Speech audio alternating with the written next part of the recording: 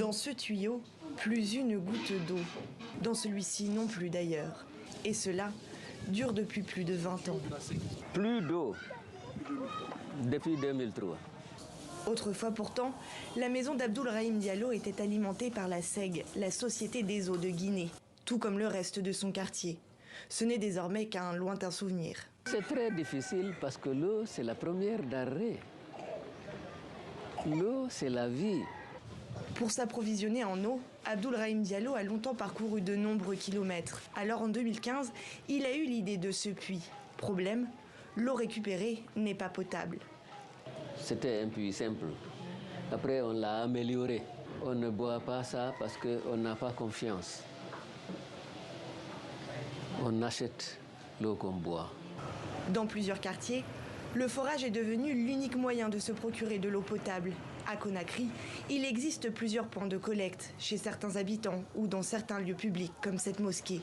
Mais cela a un prix. Du fait de sa rareté, l'eau potable est en effet devenue une denrée lucrative, au point de devenir le gagne-pain de nombreux habitants de la capitale. Nous achetons le bidon à 250 francs ici. Nous revendons 2 bidons à 2500 francs. C'est comme ça que nous travaillons. Les clients nous donnent leurs bidons, qu'on renvoie plein d'eau chez eux et ils nous payent. Ce jour-là, Amadou Ouri Diallo va livrer plusieurs bidons à Adia Tasso. Elle non plus n'a pas accès à l'eau potable. Tous les jours, j'achète 15 bidons à 15 000 francs. Tous les jours. Et c'est là depuis 2013. Ça fait 10 ans. Nous avons beaucoup de difficultés ici pour les problèmes d'eau.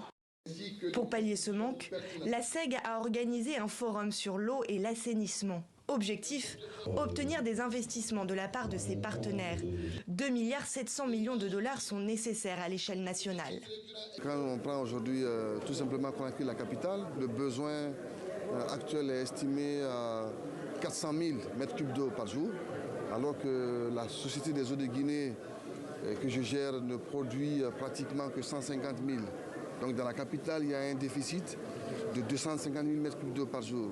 À l'issue de ce forum, 638 millions de dollars d'investissement ont été promis. Une avance d'1,6 milliard de dollars sera également accordée au pays sous forme de prêts.